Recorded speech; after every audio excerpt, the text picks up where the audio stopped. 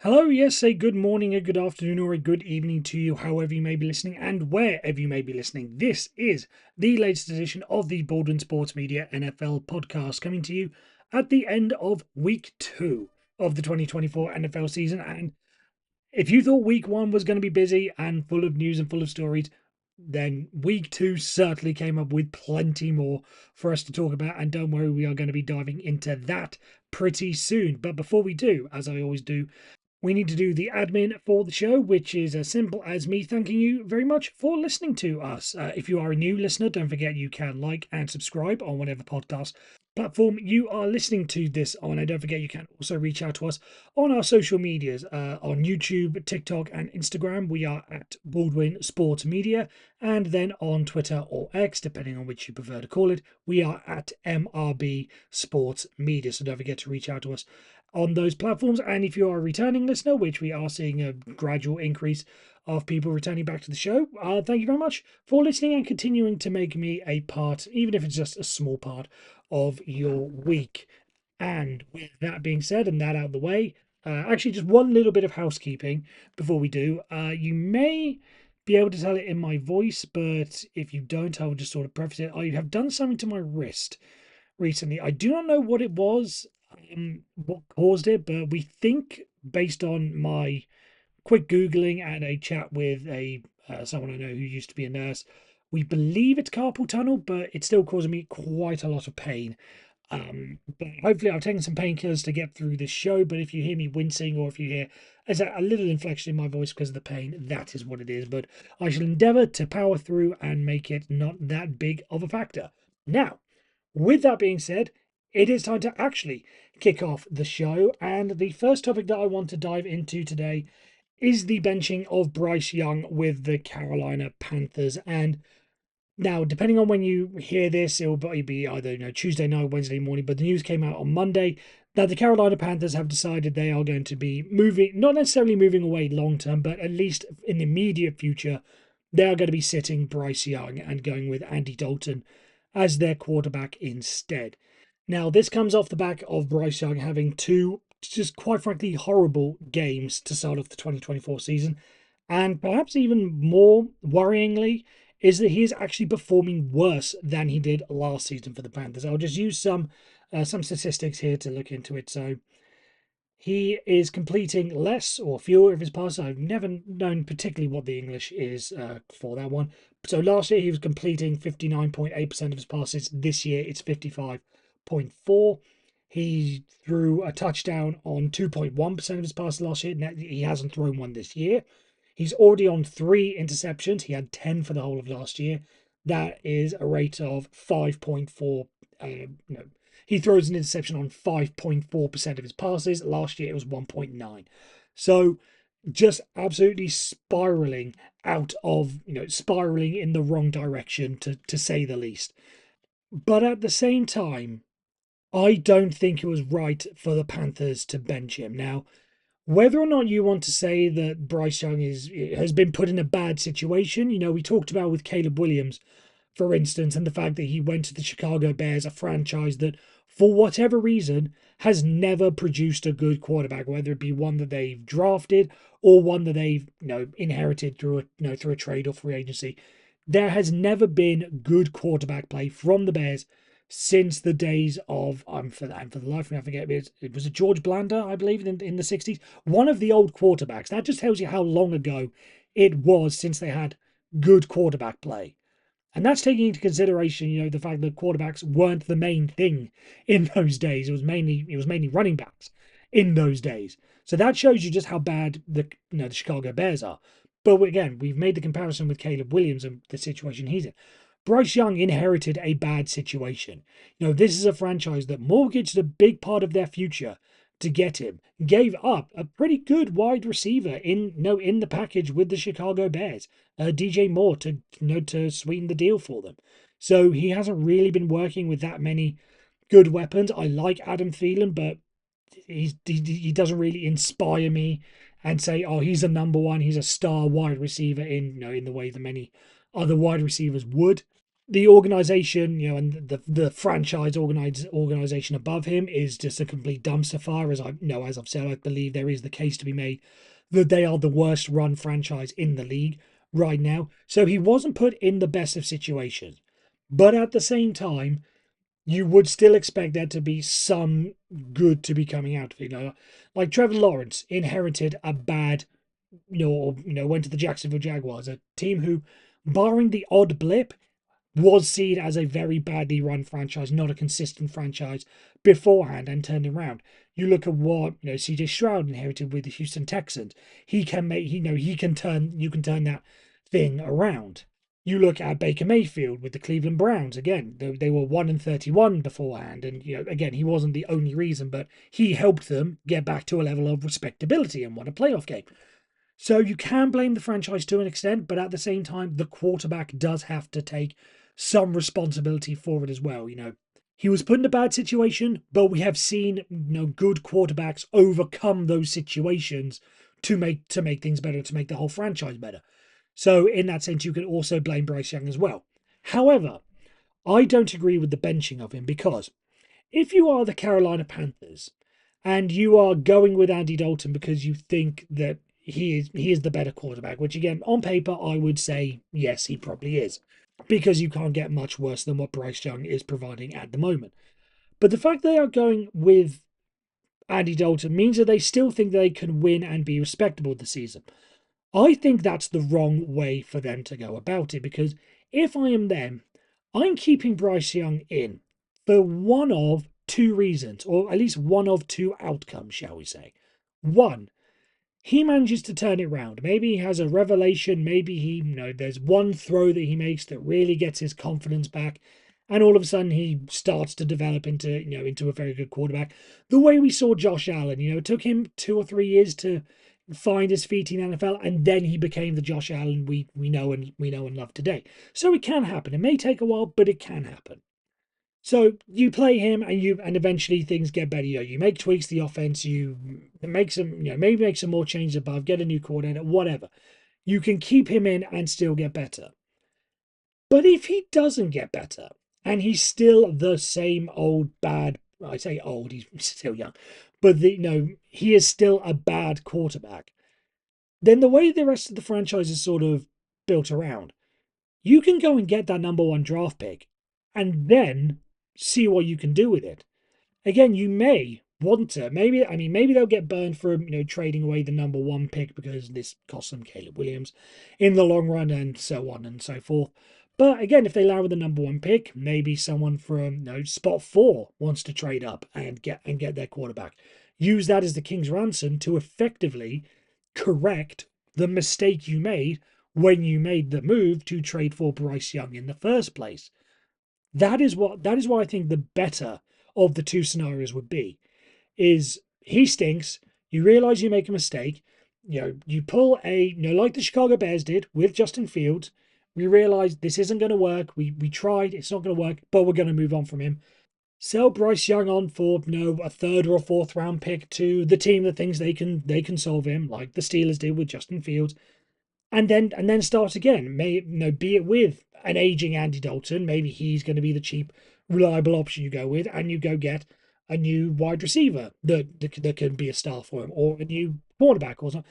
I'm thinking maybe like Travis Hunter, who seems to be the star in the college football game these days. Maybe you go and get him. Maybe you go and get someone like Shedeur Sanders, who you think can be the number one. You can try again. Because this was a point that I believe was Mike Greenberg. I know he said it. I don't know if he was quoting someone else, but I remember him saying a couple of years ago it's not necessarily drafting the quarterback that sets your franchise back 5 years. It's sticking with a bad one and trying to make it work that sets your franchise back 5 years. You look at the Arizona Cardinals, for instance. What they did was they realized, Josh Rosen isn't going to be the guy. They make the changes. They bring in a new head coach in Cliff Kingsbury because they know that Kyler Murray is coming up, and they say, right, we're going to make the move and we're going to try and make Kyler Murray work. And he hasn't led them to deep playoff success or whatever, but he's been much better than Josh Rosen has been, and he's got them to at least a respectable and very good level. You saw what he did this past weekend. So you can reset the button early. You don't feel like you have to drag things on to try and, rectify your mistake when, a simple fix can be a lot easier. So I'm not too sure. Again, this may work out. Maybe Andy Dalton gets injured and Bryce Young comes in again, and that's the road they go down. But I think them thinking they can still turn the season around and go with a better option to win them more games, I think that could end up costing them in the long run. Because again, if Andy Dalton wins them 4 games, say, for the sake of argument, and the teams below them, and they end up with the fourth or fifth pick, then that doesn't give them the ransom that they need than if they were the number one pick. So again, either Bryce Young would have got better or Bryce Young would have stunk, and you could get that number one pick and then do what you want with it. I think that should have been the way they go along with it, but that's what they decided to do. I don't want to be one of these holier than thou, I know with it.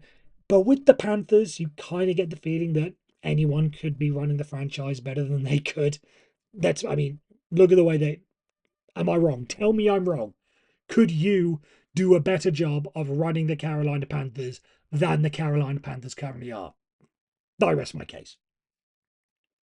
And with that, we move on to our second topic, which also revolves around a quarterback and taking some time away, although through very different and more serious circumstances. And the news coming out today that Miami Dolphins quarterback Tua Tagovailoa is going to be going on IR, which saves him and keeps him at bay for the next 4 games. They have, as a result, signed Tyler Huntley from the Baltimore Ravens practice squad to fill up the quarterback room. But the news story is that Tua Tagovailoa is not going to be playing for the next 4 games. Now, that news came out today.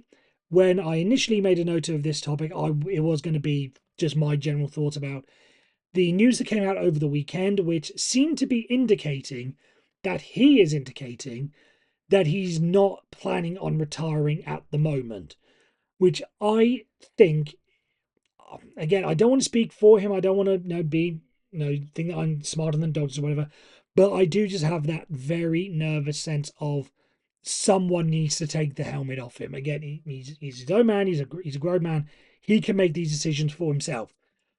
But when it comes to having 3 concussions in the NFL, 4 during his football career, because that includes his time at Alabama as well, 3 concussions within, and also within the time span that he's had them all. This is his 3rd concussion in the space of 2 years, because he had that situation where he got concussion and then had a concussion, was ruled out, and then came back for the Thursday night game against the Bengals on the road and got a concussion again, and that was the main. Then now to have a 3rd concussion in the NFL in the space of 2 years, I think this is a situation where I think the doctors need to, as I say, take the helmet from him, because I don't want to be the one. I wouldn't want to be the doctor that clears him. I had the same sort of thought when Damar Hamlin came back. Is that I get it. The doctors can clear you. Everyone can say you're all fine. You recovered, fine.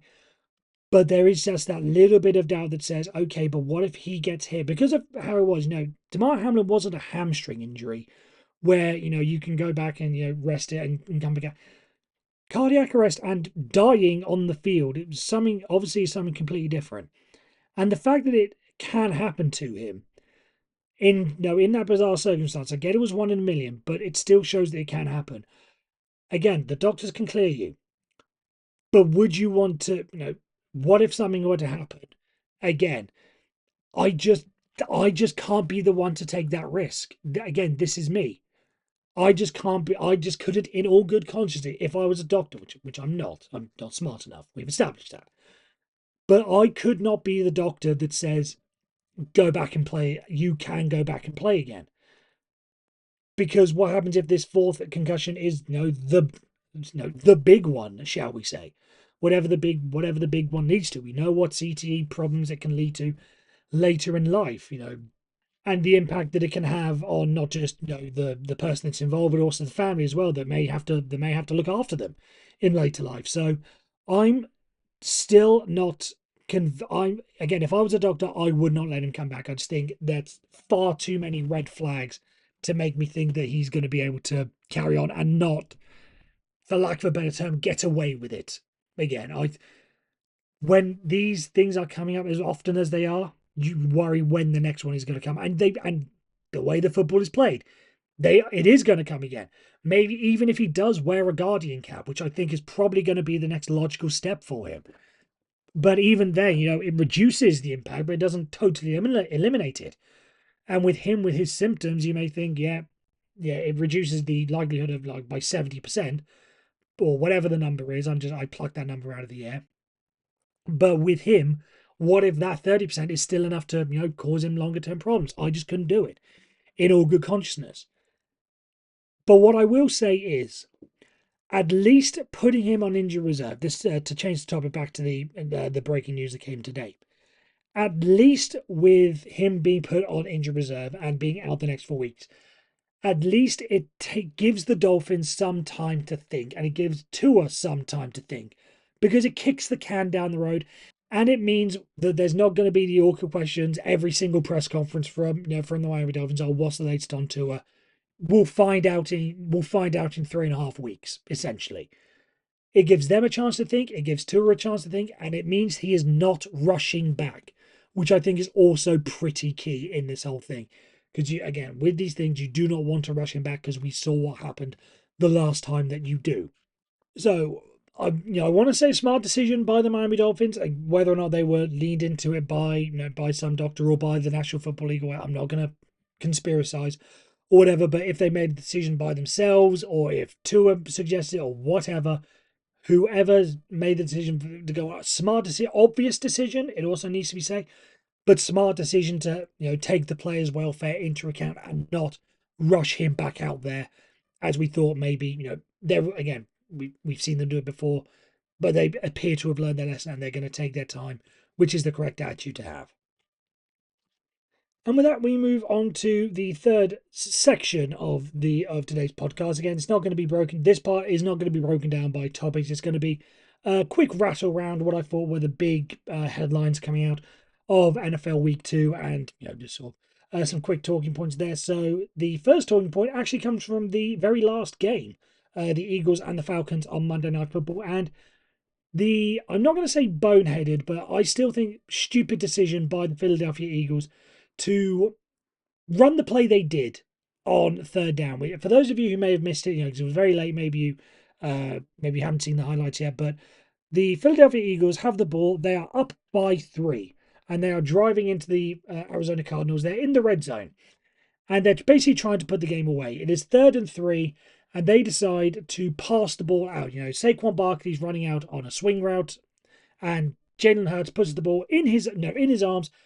Not a bad throw by the quarterback. Definitely, Saquon Barkley should have caught it. But as a result, the clock stops. The Falcons were out of timeouts at this point. The clock stops with 1:39, I believe it was, left to go. Then the Eagles kick a field goal, but they have left the Atlanta Falcons, a minute, a minute and a half left to go down and, to go down and win the game. The Philadelphia Eagles were up by 6 at this point. Falcons do go back, score the winning touchdown, score the winning extra point, win the game. My issue isn't necessarily going for it and being aggressive. Actually, no, I take that back. That is exactly what my issue is, because I can understand, and to an extent I get, that being aggressive has helped some teams in the past. The Detroit Lions have basically made their living off of not, to use a Mike Tomlin expression, not living in their fears and going for it in big moments. So on the surface, I'm not necessarily angry with that, but or as a concept, I'm not against being aggressive and taking risks like that. But in that situation, when or at least the plan, if the plan is to go for the field goal, then why didn't you not run it? You've got a very capable runner in Saquon Barkley. I don't think it would have been impossible for him to get that necessary 3-4 yards to get that first down. Then you would have just been able to kneel out the clock. But the fact that they were playing that way makes me think they were going for the first down and being aggressive, which again, in most cases, I'm fine with. But in that situation, that is where, being conservative should have been a part of the game plan, because again, you saw what the risk was, and the risk occurred. But if you'd have just run the ball, then you would have given the Falcons, again, they still would have been up by 6. But then you're working with what? By the time the play clock runs down, a minute, add the kickoff, the return that 50 seconds, maybe to go all that way and get a touchdown to win the game rather than working with a minute 30. I don't necessarily agree with that. Again, I get being aggressive, but in that situation, you should be able to take a step back and think, right, this has worked for me in the past. We know what the Eagles are and how they're, the amount of times they've gone for it on 4th and 1 or 4th and goal because they know they have the tush push, for instance. You know that it has helped them. But in that situation, they should have been thinking differently. And again, this has cost them a win. And with the NFC East and the NFC as a whole, looking as if it's going to be very competitive this year. That one win could be the difference between, the 5 seed and the 7 seed, or maybe the difference between winning the NFC East rather, and coming second, which could be the difference between, second and fifth or third and fifth. So I get this early in the season and there's time to recover from it, but I still think in those moments that would running the ball and then kicking the field goal would have been the smarter thing to do again. Even if you wanted to be aggressive and maybe run the ball up, maybe if it got to 4th and 1 and then try the tush push, then that would have worked as well. A different way of doing it. I just don't agree with them passing on that play, given that the risk associated with it was far greater than what the eventual reward could have been if you've just been conservative. So, in my eyes, I know it was a discussion point on Get Up this morning on ESPN. That was my thoughts on it. Run the ball, then kick the field goal, and make it difficult that way. Moving on to the next topic is Caleb Williams and his struggles. Now, we talked about Bryce Young earlier and the struggles he. Again, I'm not ready to concede that Caleb Williams is a bust just yet. I know that some people can think that now is too early or now is the right time or not too late enough or whatever phrase you want to put it as to say, oh, we can make. I mean, look what the Carolina Panthers did. But I still think any rookie, regardless of the situation they inherited, if it was a good situation or a bad situation, everyone gets at least a year. I think Colin Cowherd put it best. You have until Thanksgiving of your second year to show me what you can do. And I'm in that same boat with Caleb Williams. Because again, we know the Bears do not have the structure in place and have historically not had the best success when it comes to quarterbacks. So again, there's some things I'm not holding against Caleb Williams. And again, he has shown at times that he does have that little spark, that little bit of energy that you wanted to get from him. So I'm not ready to pass up on him and say he's a bust just yet. I just want to look at his figures. 56.1 pass completion rate, good. It hasn't thrown a touchdown yet, but again, there's some leeway in that. 9 sacks, I do think is worrying, because again, with a mobile quarterback, you are going to run into those risks. But again, I don't want to say he's a bust certainly not just yet, because there's still plenty of time to go. I can understand the struggles, but I think anyone that's sort of already turning him into or already having doubts, I think is just being a little bit too tough on him, especially given, the fact that this second game on Sunday night, maybe prime time got to him. He'll get used to that. Having to go on the road, he'll get used to that. Playing the Houston Texans, a very good, solid defense that can cause problems. He'll get used to that. He'll have to play tougher and he'll get easier opponents that will help him. There is still a way to go on Caleb Williams, so I don't want to call him a bust just yet. But I can certainly understand why some people may be thinking that because of the struggles. But I'm still not going to be that person for him just yet. Moving on to what was arguably the game of the week between the Bengals and the Chiefs, and I have to say I did say this on my TikTok page in a sort of immediate aftermath of the game. I think the Cincinnati Bengals, even though they lost that game, they have the Chiefs exactly where they want them. Now, we've seen in the past that the Cincinnati Bengals, rather, are the only team that seem to be able to cause the Kansas City Chiefs some problems. They are I'm not going to necessarily kryptonite, because the Bengals the Chiefs rather, have beaten the Bengals before, but that is the team that the Chiefs and Mahomes have seemed to have the most trouble facing in the league. And when you look at what the Bengals made Patrick Mahomes do on Sunday, you can see the point. I'm just going to bring up his stats from the game. 18 of 25 passing attempts, 2 touchdowns, 2 interceptions, a quarterback rating of 80.6, which, for comparison, Justin Fields, when he went up against the Denver Broncos, threw for 117 yards, one touchdown, zero interceptions, and had a quarterback rating of 97.3. So Patrick Mahomes played worse than Justin Fields. And if any of you saw the highlights or the full game of the Broncos and the Steelers game on Sunday, you know that Justin Fields was certainly far from spectacular. Again, some plays were taken, a big 50-yard throw to George Pickens was taken away because of a penalty and all. So there's always some interpretation when it comes to stats and what are the true stats and whatever. But even so, I don't think that would, if anything, that would have made Justin Fields' day better and made the stats better. But for Patrick Mahomes to play that badly and for the game to be as close as it was, with the controversial penalty and and a long field goal that on any other day could have gone away and all that sort of stuff, I still maintain that the Cincinnati Bengals have the Kansas City Chiefs exactly where they want them. And if they are to meet again in the playoffs, which I think they will, even though the Bengals are 0-2, I think they will turn itself around, at least get into the playoffs.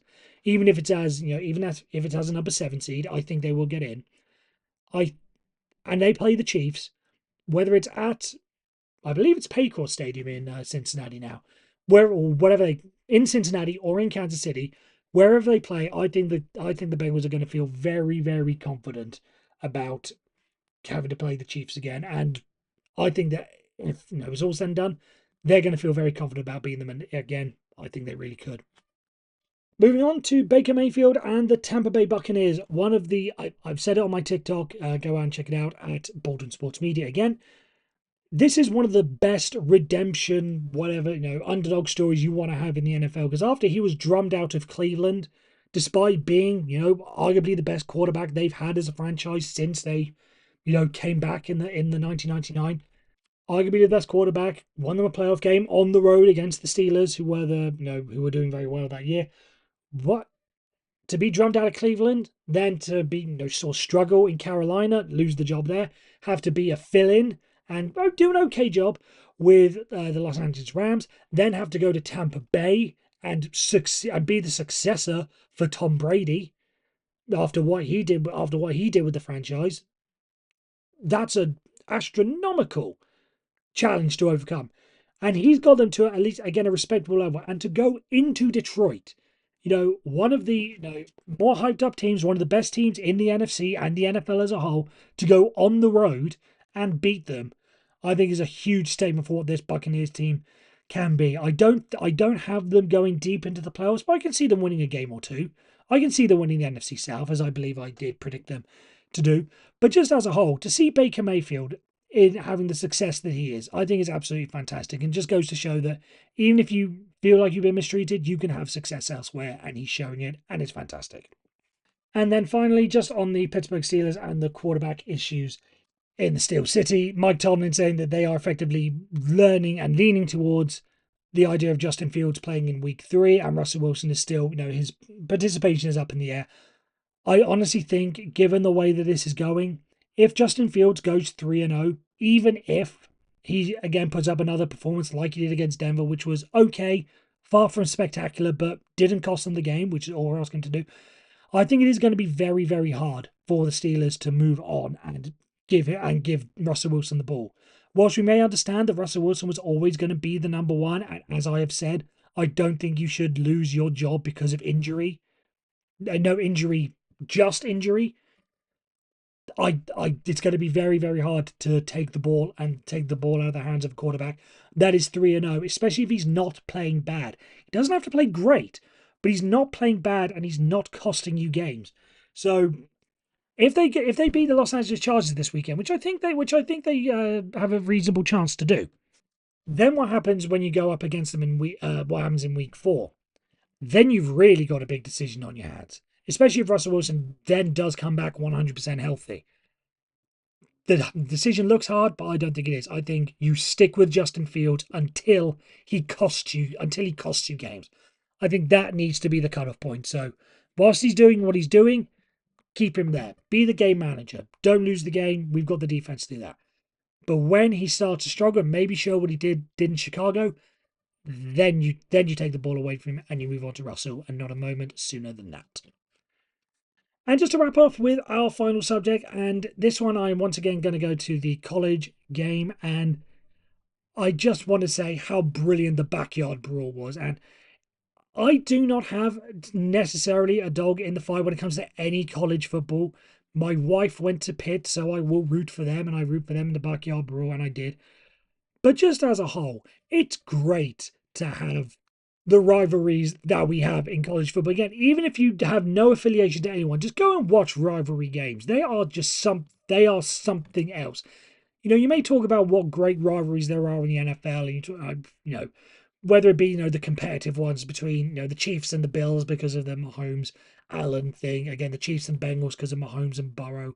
If it wants to be a team one, like we've had the rivalries of the Ravens and the Steelers going back, although, you know, all the rivalries, none of them really compare to college rivalries. I don't know what it is, but none of them compare to college rivalries. And I just have to say, I want to see more of them. The backyard brawl was sort of made as an arrangement because they were in the Big East together back in the day, but then they split up to different conferences. West Virginia went to the Big 12. Pitt went to the ACC. So there have been a couple of those over the years. Like Texas used to have Texas A&M back in the Big 12 together. Then Texas went and joined Texas A&M rather went and joined the SEC. We're now getting that back because Texas is in the SEC. I just want to see more of these rivalry games. Make them a staple of the season because rivalry games are just fantastic and they need to be played rather on a regular basis. So that's my thought. I sort of put it in that make rivalries great again. I don't know what connotation that can make, but it's true. College football rivalries are just fantastic. Even if if you root for one, you obviously know what it means. But if you don't, just maybe align yourself with one team just because of what it means in a rivalry. Just do it. It means so much more, and it's great watching, especially when your team or your spouse's team wins the game as well. But that is it for this episode of the show, which has gone on slightly longer than usual, but hopefully it's been filled with great content and great opinions. Well, we'll leave that up to the judges. Just to say once again, thank you very much for listening, and don't forget to follow us on our social medias. We are at Baldwin Sports Media on TikTok, YouTube, and Instagram, and on Twitter we are at MRB Sports Media, so don't forget to reach out on there. And as always, like and subscribe on whatever, and share as well. If you like what you're listening to, share it as well on whatever podcast platform you are listening to this on. So until I speak to you again Tuesday next week, you guys will take care, enjoy week 3, and we'll see what talking points there are at the end of it. So take care.